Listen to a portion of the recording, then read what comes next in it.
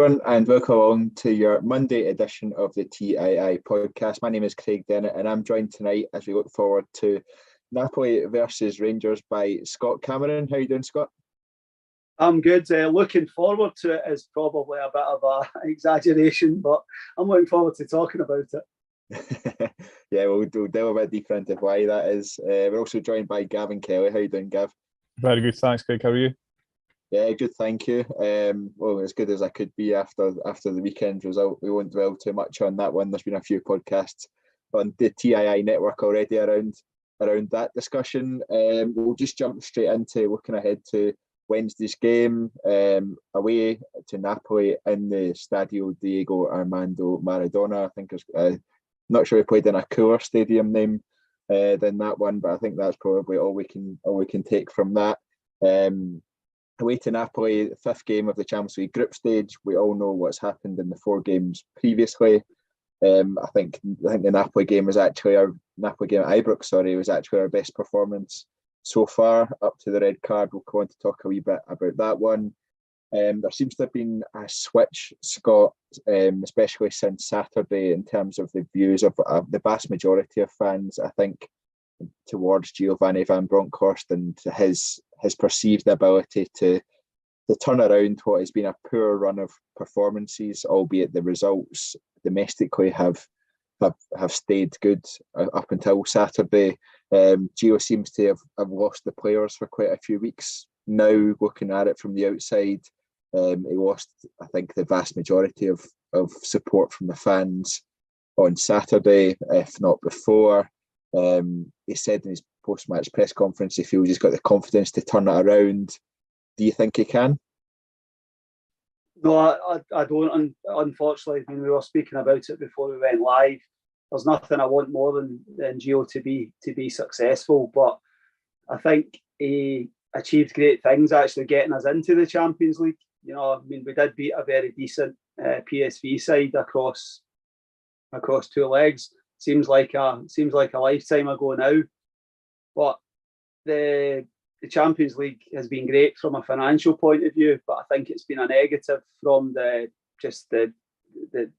negative mood music that's sort of around the players, the club, everything sort of thing. You know, I think the game on Saturday followed straight off the back of a poor performance against Dundee. I think two poor performances where we could have actually had two wins. You know, we might have nicked a win on Saturday, you know, but I think the performances, I think people are just not seeing, we're just not seeing improvement. The results on paper, we are 4 points behind. The results on paper, but I don't have a great belief that we can win the next 4 games, set ourselves up to maybe get 3 or 4 players back after the break. You know, it's sad, you know, and he's not even been in charge a year, but the signs aren't positive at this precise moment. But I don't think Wednesday night will have an influence. I think Aberdeen is very much will be must win. Otherwise, I think it's inevitable for me. Yeah, Gav, I think you were alongside me, I think, in being one of the last defenders of Giovanni Van Bronckhorst, especially amongst the group of TII podders. The fixtures between now and the World Cup that we have remaining. So we've got Napoli away, Aberdeen at home, Ajax at home, St Johnstone away, Hearts at home, St Mirren away.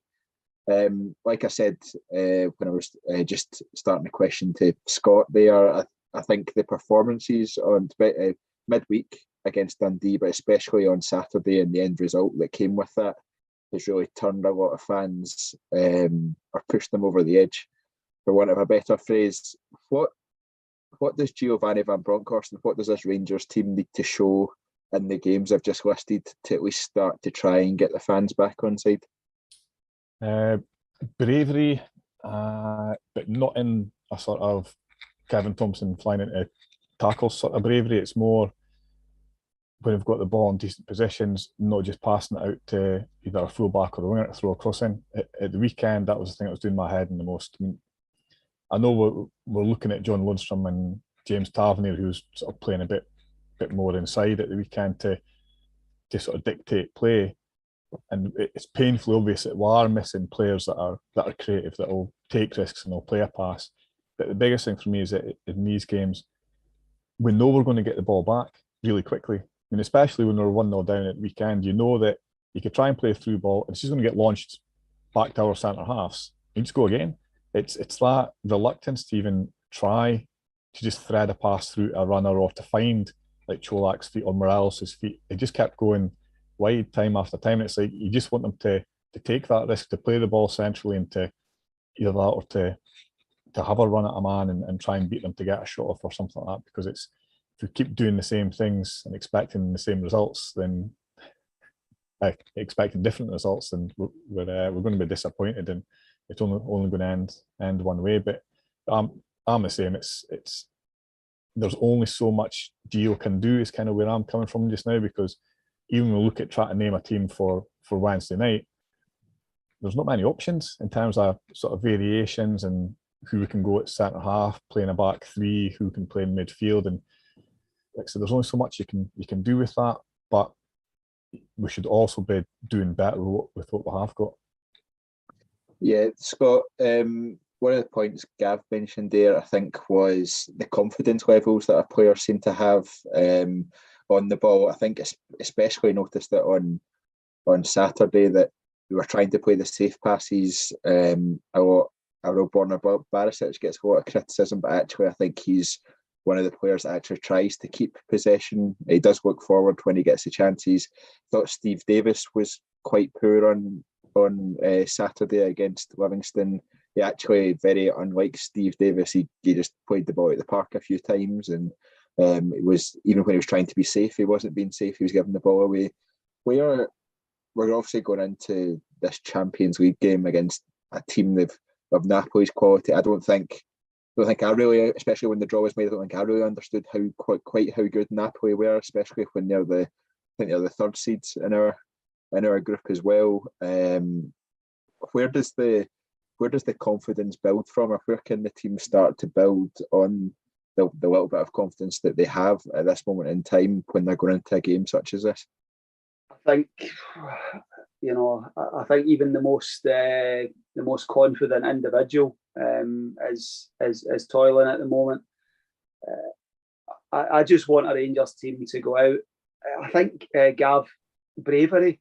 I think we talk about guys like Hadji and Lowry, and these are guys that we are missing, that are brave, I think, and do have the balls, shall we say, to attempt passes. I think, I don't know how you build confidence going into a game like this on Wednesday night, because I think the mood in the camp, the manager, I think they have to try and find something.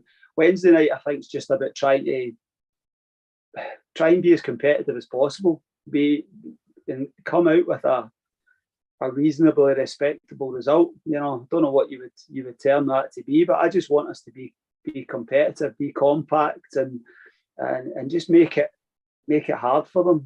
But I think confidence is whether it's us being lacking confidence or guys going out onto a football pitch, it's very difficult to switch it on and off. It takes time to build that confidence, and I think even if we lost 3 or 4 on Saturday, God help us. If we lost 3 or 4 on Wednesday night, you then go into Saturday and it is about getting a result, but then it would be about maybe getting a bit of confidence from that and going into the Ajax game. It's going to take 2, 3, 4 games to get that confidence back, but it's a total head scratcher, but it's, we just have to go out Wednesday night and try and be competitive. Yeah, Gav, I think Scott mentioned a couple of the injured players there. He mentioned Hadji and he mentioned Lowry. Injuries have obviously played a massive part in the lack of options and the lack of variety and the lack of changing out players who are perhaps out of form for others, and that competition for places. A lot of people seem to now be like, injuries aren't an excuse and we can't do that. We can't blame injuries for the way we're playing, or we can't blame the injuries for the drop in performances. I'm not of that opinion. I think actually this you can't. I think the opinion that you can't take injuries into account is actually one that seems to come from the mainstream media in Scotland when it comes to Rangers rather than anything else. I think injuries have to be taken into account because ultimately we've got 13, 14 players, all of whom would improve our first team squad, that are injured and getting treatment and all that sort of thing. How big a part do you think injuries have played in this sort of downturn in form? It's one of those things where everybody has to have such a polarising opinion nowadays. It's either it's this or it's that. It can't be two things. It can't be a combination of two things. And it's, for me, it's a huge factor. As I said at the start, there's a lot of things that Gio could be doing better in terms of how he's setting us up. But he's also hugely restricted by the fact that we've got no creativity in midfield in terms of Lawrence, Hadji, Lowry. Tillman's just came back into the team. We're asking players to do things that isn't natural for their game. We know what Scott Arfield's good at. He's a good runner, but he's not somebody that's going to sort of build play or be involved in playing the sort of passes that we need in terms of sort of creating chances. And it's the same in defence as well, because as soon as you look at sort of Hollander, Goldson, and Suter as being unavailable, straight away there's probably the back three that would be starting tonight. I mean, admittedly now we've got Ben Davies in because of Hollander's situation, but previously, before he got injured sort of a year ago, that would have been a good back three to start against a team like Napoli away from home. And then it has a knock-on effect in terms of we're playing Sands at centre half when he probably used to give Lundstrom a day off from time to time in the Premiership, or like I said, tomorrow night you'd be able to play Sands and Lundstrom and allow Lundstrom to go on a little bit further, because he seems to be not necessarily a number 8, but he certainly seems a sort of hybrid in terms of he is capable of scoring goals. I mean, he's got 3 at least this season and a few other chances, and I mean, he should have scored again at the weekend with the header, but he is one of our midfielders that is likely to score a goal if he's given a chance to get into those positions. But so when you combine that, the players that are missing in terms of creativity, I've said before about the number of games that Roof and Morales have missed over the last year, and then players not being in form. I mean, how many goals have our wingers scored all season combined? It's appalling. Whether that's through design from Gio wanting them to stay wide. Good example at the weekend, Rotondo put a good cross in, and then he stayed on the touchline when the ball went to the other side. So the ball's gone to the other side of the pitch, and he's still on the touchline, rather than most wingers would want to get into the back post to try and. So whether they're getting told to stay that wide, even when the ball's on the other side, it's one thing that we'll never really know. But the injuries they're having a huge effect. It affects not just your starting 11, but then who you can bring off the bench, because you're not telling me that like Hadji or Lowry or Lawrence, if they came off the bench at the weekend, wouldn't make a difference in terms of our approach and what we'd be able to play like. Yeah, absolutely. Scott, it's a 2-part question for you. Like I mentioned at the start, the Napoli at Ibrox game was our best performance so far for 60 minutes. Felt like we were very much in the game. We created a few chances. We were having a bit of a go. We conceded a few chances at the same time, but we're having a go, and we felt like we were in the game more than we have at any other point in this run. First part of the question is, what positives do you think we can take from that game into Wednesday? And the second part of the question comes from a comment from Rangers loyalist, who says, we're playing as if we're scared. Why do we think that is? And there's a bit of a follow-up to that, saying that we're showing too much respect to opponents. Do you think that's part of our issue? So first part was just on what positives can we take from the first Napoli game, and second part, are we showing our opponents too much respect? I think the positives are that we competed with a very, very good side for an hour. So irrespective of what's gone before in the Champions League, you've showed up very, very well, and it was only the latter stages of the game that. So take that game in isolation if you're looking for a slight crumb of comfort to go into the game on Wednesday night. possible. I mean, our away record in Europe over the course of the last year hasn't been great, apart from a fantastic result in Dortmund. The performances and the results haven't been brilliant. So going away and getting beat with Ajax, getting beat with Liverpool, I think the way that we have set up has been a way a lot of us would have expected us to play. So I think we're very much like almost been sitting back and bringing the team onto us, sort of thing. You know, I don't know if it's showing respect. I think it's just a tactical approach that Gio favours. But the game in Dortmund was completely different. You know, and I think we obviously got goals later on in the half, but I think we had tried to play and we were on the front foot very much that night. Whereas I don't think, off the top of my head, I can't recall any other away game over the course of the last year where that has been the same tactic. So I think the tactics that night in Dortmund were very different. I'm not advocating that we go to Naples on Wednesday night and try to play the same way as we did in Dortmund, but I think the tactical approach is a big part of it for me. Yeah, Gav, similar question to you in terms of the positives that we can take from that first Napoli game. A lot of people saying we should play Walter Smith style football, I guess, was the most recent example we've got, is effectively defend for your lives and try and hit on the counter-attack. I don't feel like we actually have the players at the moment to play that style. How do you, and we'll come on to how we see the team lining up and stuff like that in a bit, but how do you see what do you see as our best way of giving ourselves a chance? I think Scott touched on it there with the Dortmund game. I think we've got to try and play to our strengths. It seemed that the Ajax and Liverpool games, the two away games so far, again, it's no coincidence that we've actually, the Liverpool game and the Napoli game at home, we've looked quite good, and it's that bravery word again. We've played out from the back, we've taken risks.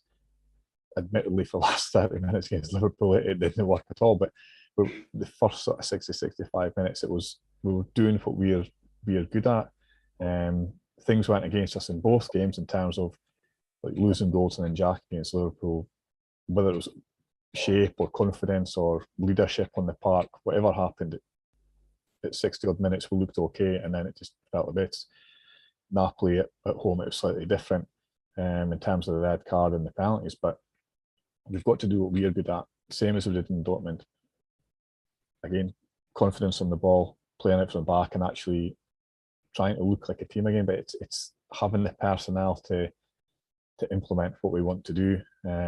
Similar as we did with PSV away and USG at home, we had the right players to do the job that we want. Whereas it's almost like we're going to have to see who's fit, pick our best 11, and then work backwards from there. Because touching on the injuries, this would be an ideal game for a back three of Hollander, Goldson and Suter if you want to take a setup to contain them, because you could play those three quite happily, and I'd be quite confident in them doing a good job defensively. But then that you'd also have to have an informed John Lundstrom and an informed Glenn Kamara playing in front of them, and we've not seen much of that all season from either of them. Normally in this sort of game, or a fit Ryan Jack, they would be the first names on the team sheet, but I think that's the biggest issue. So it's playing to our strengths, and I just don't think, same as you said, we've got the personnel to try and set up and contain them at all. Yeah, I think one of the comments said if we try that style, we will get murdered, and I think that's probably an apt description of what will happen if we have to try and set up and just sit back and absorb their pressure. Scott, I think one of the big realisations, especially for myself, I think this season was actually the size of the gap between ourselves and teams at the top level of the Champions League, and teams that we will see make it to the latter stages of the Champions League, such as Napoli. Napoli have already qualified from our group, 4 wins from 4. scored 10 goals into Ajax over 2 games, 4 goals into Liverpool, 3 goals against us. So it isn't just us that Napoli are doing it too, or it's happening to other teams as well, and you're seeing that across the Champions League. There's big score lines all over the place. How are you expecting Napoli to set up?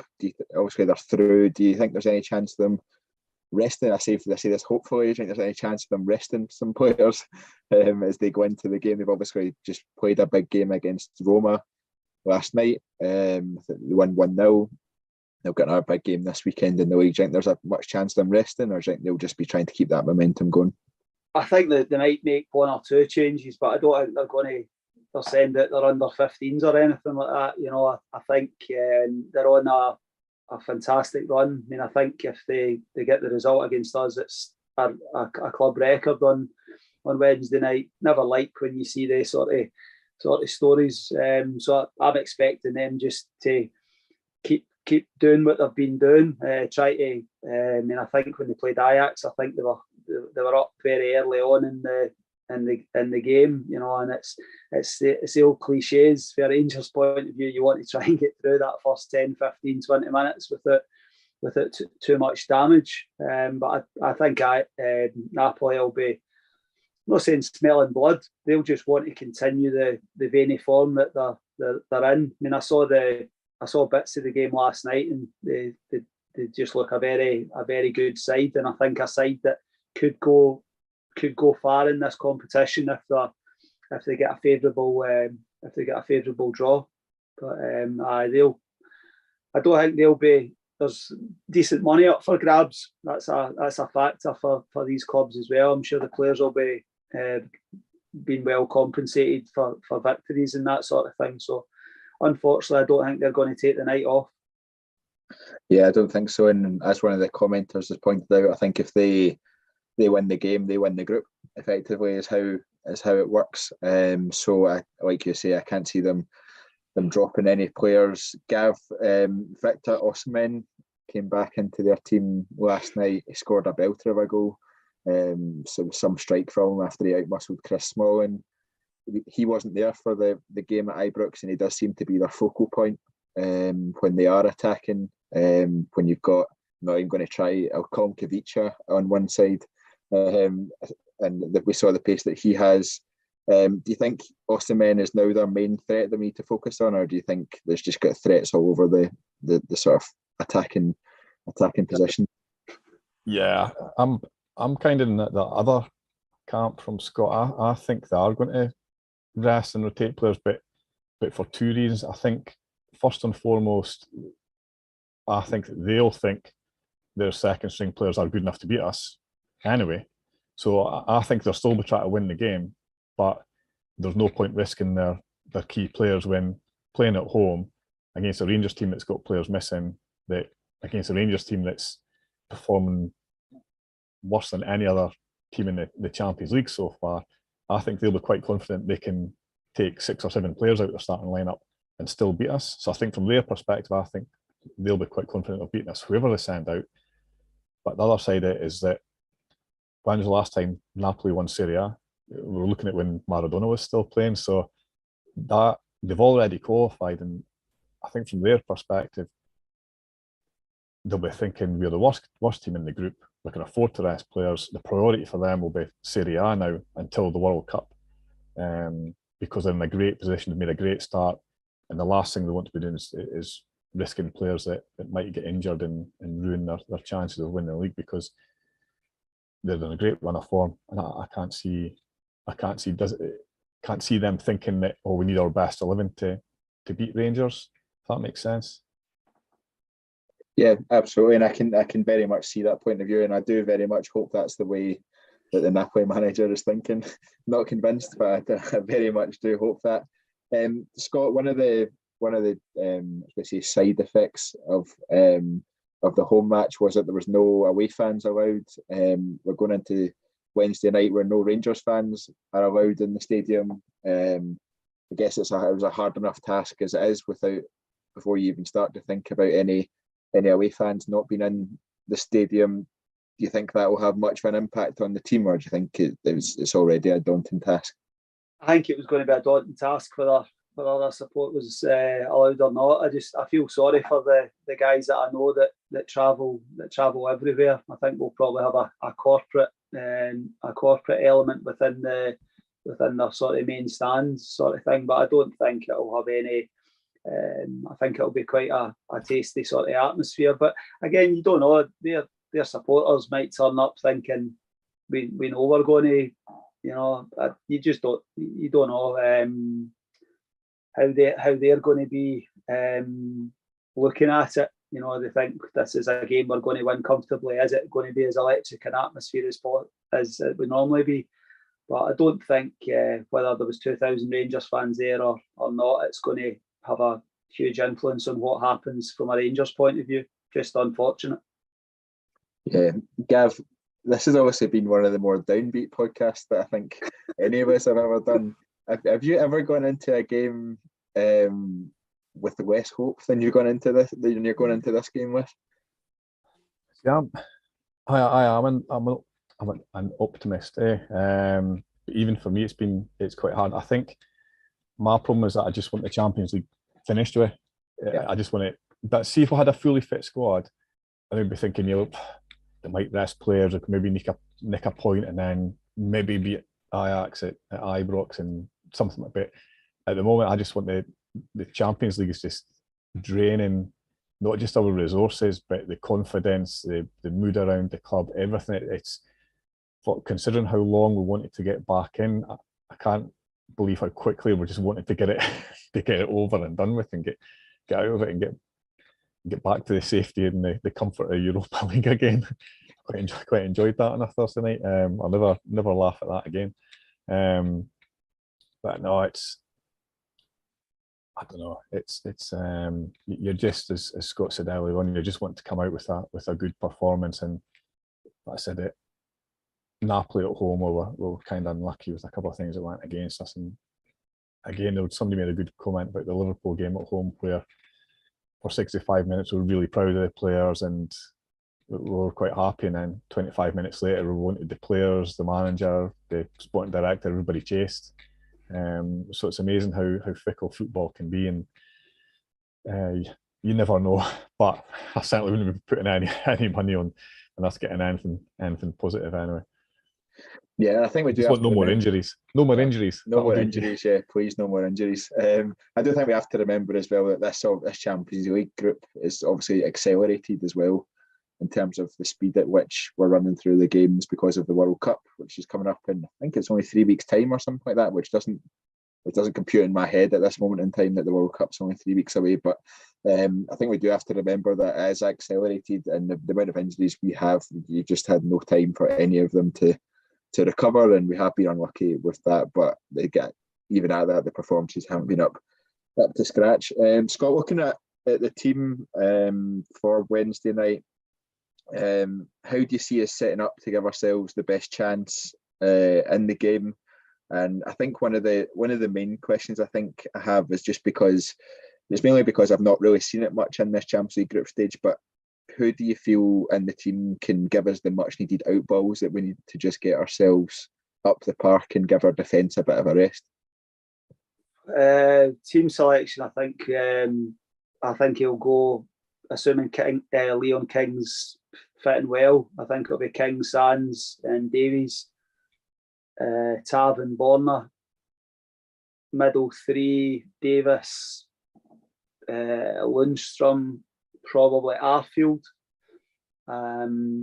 Scott Wright, Ryan Kent, and I would always play Morelos in Europe, but I'm not sure if he's in the best physical shape, match sharp, whatever you want to call it. But again, do you want Cholak, who's likely to start on Saturday, to just be doing doggies for 90 minutes sort of thing with very little possession? So I would probably start Morelos, just because I think he would benefit more from 70-75 minutes in his legs.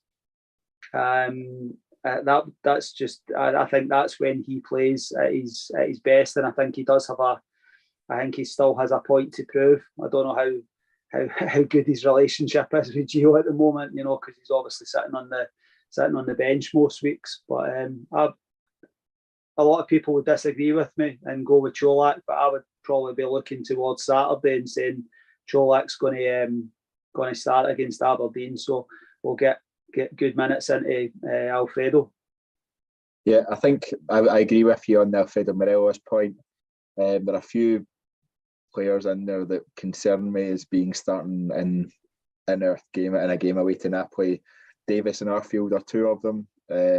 Real concerns just with the youthfulness that Napoli have as a team, the speed that they play at, how quickly they can press.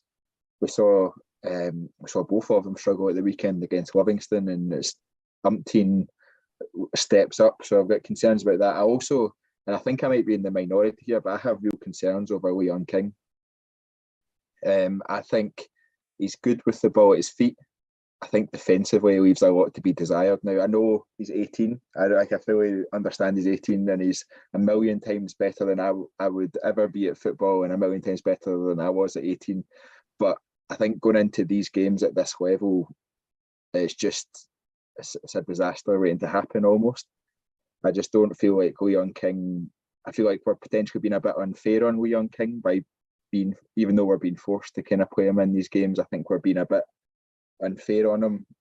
Maybe not to the extent that I don't know if you remember, there was the claim that when Ross McCrory was playing at centre back, it was almost like we were overdoing it when he was a young age kind of thing, and playing him out of position, and then we were getting beat left, right, and centre, and it was doing nothing for his confidence or anything like that. And I'm worried that the same thing happens to Leon King, because I think he is good, but I think he still has to show that he's good enough to play for Rangers on a regular basis. And I don't think playing in games like this is really helping him. Gav, I don't know if you agree with any of that or disagree with any of that, but I'd be interested to know your starting lineup. Yeah, the thing I agree to a certain extent with that in terms of there's positional things that come with experience, in terms of knowing when to sort of go and cover a space and when to just stay with a runner and stay with a man. But it's one of those things where most players his age are making those mistakes in the B team or the 23s or the 18s, and he's going to be learning and making those mistakes in the first team. And it's one of those kind of sort of catch-22 things where I think this will improve him and this will help him no end, because if you can play and face players in the Champions League, then playing in the Premiership you should know more about sort of good movement, clever movement, watching runs and all that sort of stuff, and not get lazy. If he was just playing sort of in League Cup games and early rounds, Scottish Cup games and early rounds against players that aren't as sharp or the movement is as good. In terms of formation, I think King will play if he's fit. I know he was ill at the weekend, I think, at half time, but I think he'll go with a 4, but I think the fullbacks will play narrower. So I know we normally play like a 4-2-3-1 or something like that, but it'll be more sort of without the ball, sort of 4-5-1, and it'll be the same purely because there's nobody else available. But I suppose we could put Bid Van at left back, but I think it'll be Barisic, Davis, King, and Tav. But I don't know if this is more hope than anything else, but I'd want to see Sands in midfield with Lundstrom, because as you said about the sort of transition with Napoli, and actually if we're not going to have a lot of the ball, we need players that can win it back. And I don't think Davis is capable of that at this level anymore. And Sands is the only option. Plus, he's a bit more physical in terms of sort of his stature and his presence. And if we do get far enough up the park to win set pieces, then it might be handy.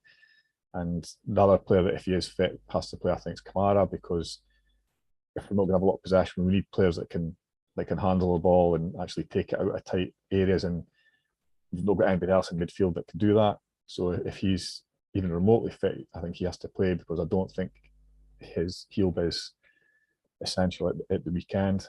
From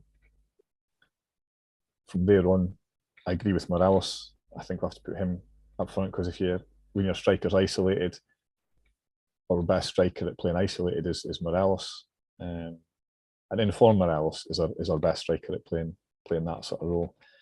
Cannot play on the left, and on the right hand side, you throw the names up into the air. Really, I think I don't think even this is the one area where I think Van Bronckhorst needs to sort of pick somebody and either stick with them or sort of back them, because we're seeing too many players come in for 30 minutes, do well, and then the start of the next week don't do well, and then they're out of the team the next week, and there's no player who's going to get consistency at that level, even if it is in the Champions League. I agree with Scott. I actually think Scott Wright has got a chance because he didn't play at the weekend, which makes you think that, well, he's maybe planning to run him on the Wednesday night. I mean, because it's the two things you get out of Wright is effort and pace.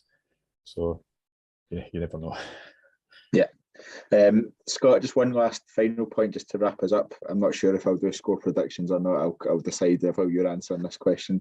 But there's a lot of clamour in the comments, I guess, for Yilmaz to come in tomorrow night or Wednesday night, sorry, instead of Barisic. I think his pace is one of the reasons as to why a lot of people seem to want to see him come in. Also because the amount of money was spent on him, and if he's going to play at a level, and I know we've signed him for 5 years and we've not signed him for 6 months, as John Bennett has said that. But I think this is a type of game that you would maybe expect a player like him to play in. I know Gio is preferring Barisic at this moment in time. Would you bring Yilmaz in? Not necessarily what you think Gio will do, but would you personally bring Yilmaz in? Do you think he has the qualities that could actually help us a wee bit get up the park and maybe make a wee bit more of an impact in the Napoli half?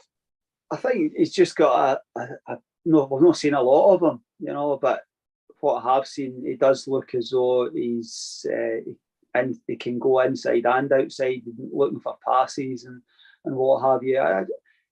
We're not going to have a lot of possession, so I would love to see him playing. I think that the fees the big issue, to be honest with you. I think a lot of supporters have got the fact that you've spent 5 million or reported 5 million on him, and he's hardly played. But I wouldn't have an issue at all. Borna's been fine this season. I felt quite sorry for him at times, and you could see him on Saturday looking for runners ahead of him. It'd be very easy to just play a long ball and then just give the ball away. I don't think he's been helped by what happens in front of him and sort of inside him and dropping off the front. But Yilmaz is undoubtedly the future, but I did hope he would have had more minutes to now. So do I think he'll start Wednesday? No. Would I mind if he did? Not at all. I'd be pleased to see him in the starting lineup. Yeah, and I have to agree with you about Borna. That wasn't a dig Borna. I guess I was on the pod, I guess, after the Livingston game at the weekend, saying that actually it's symptomatic of the issues we are facing going forward and the movement of the players going forward. That Borna's first instinct is always to look forward for the pass, but more often than not, he turns back because he wants to keep possession. He doesn't just want to lump it into the channels and hope for the best, which whether that's the right thing to do or not, I personally think it is. Others don't. It's kind of your view on football kind of thing. But I think I would like to see Yilmaz more going forward, and I think his pace could prove an asset in this game. Right, I'm going to go for score predictions. Gav, coming to you first. What do you think? If we go with Napoli picking their best team, and us finding 11 players that are fit, 3-0 Napoli. If the rest players, we're going to sneak a draw. Morelos. I could take another goal, to be fair. One goal, that Scott-Arfield goal was fun to celebrate. I'd take another one. Scott, over to you. I think regardless of what side Napoli put out, I think we've got a very difficult task ahead.